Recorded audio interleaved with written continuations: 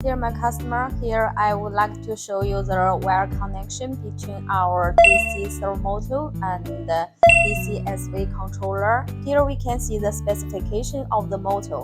The rated power is 750 watts, the voltage is 22, the rated speed is 3000 RPM. And for this motor, it have brake. So we can see the cable from the motor, and like for this one, this is the biggest one.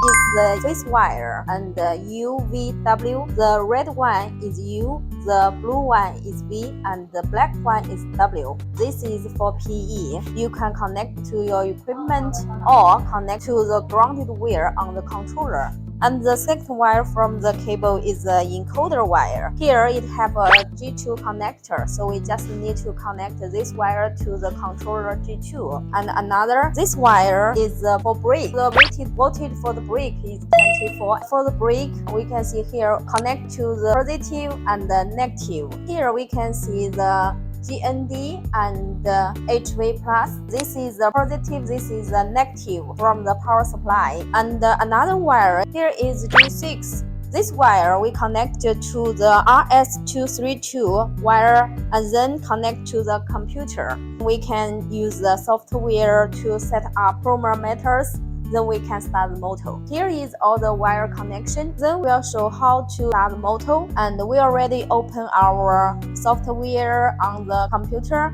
and we just need to click the start enable. You can see the motor is running. Okay, we can change the direction. If you have any questions for the motor software setup, please feel free to contact us, and our technical engineer will provide the after-sales support for you. Thank you.